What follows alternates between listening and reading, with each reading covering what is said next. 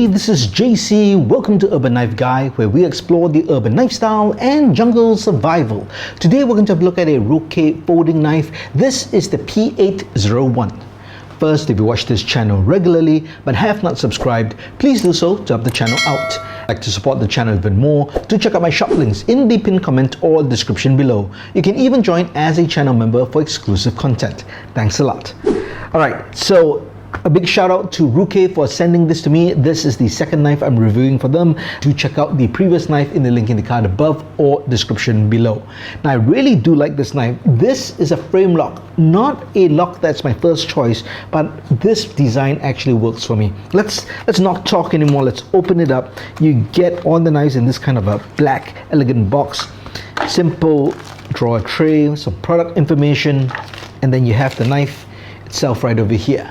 That's right, this is the black stonewash finish. This is the P801 and this has an affix of a SB. So the model number at the end of the number, SB. So I believe it's for the stonewash finish. So it's a really nice look, matte finish, but there's still these accents over here with the washers, which I really like. So it just breaks it up. But what I really like is this slim profile. Really nice. So it just feels easy to carry. I can imagine this disappears in the pocket. There are two ways to deploy the knife. There's the flipper tab, and then there's the thumb stud, which doesn't work for me as well as the flipper tab. Let's try that one more time. Thumb stud, yeah. Just get used to it. I know what the issue is. It's really the position of the hands. I'll tell you why I like this.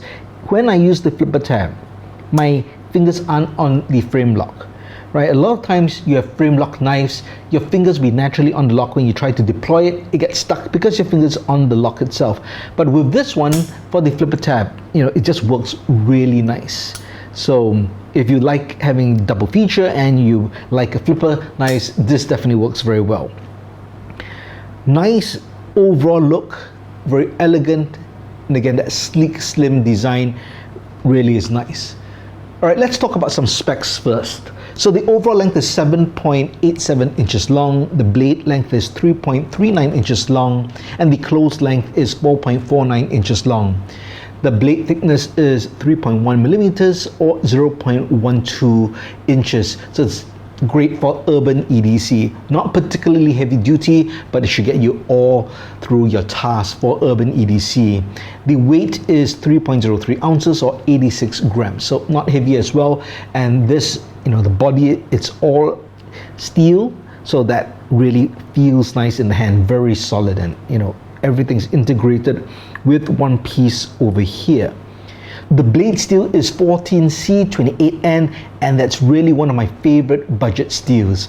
It is extremely tough and it can hold its edge, and for a budget steel you get a lot of bang for the buck, meaning I think you get a lot of steel that will suit your needs for urban EDC for the price. So great steel overall. It's got a hardness of 57 to 59 HRC.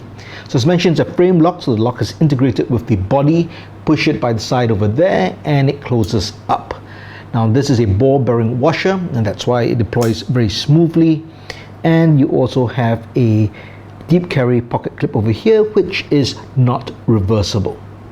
But overall, that is the knife. Let's do some size comparisons just so they can get a sense of it. Here's the Spyderco Para 3. That goes there. This is the Ontario Rat 2.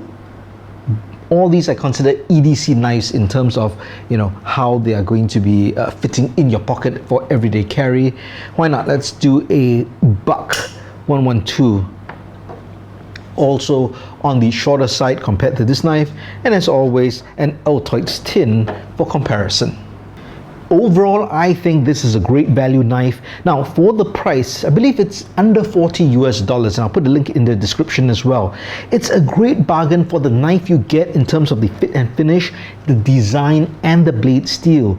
Everything I think you need in an urban EDC knife. Again, I like that slim profile, that sleekness, and yet I get good ergos, and this would definitely fit in a pocket and disappear. So overall, I think this is great value for money. But tell me what you think about this knife. Do you own it? Do you like it? Let me know your thoughts in the comments below. If you liked the video, please give it a thumbs up, and if you like the content in general, please subscribe to the channel and hit that notification bell. As always, keep it folded, keep it safe.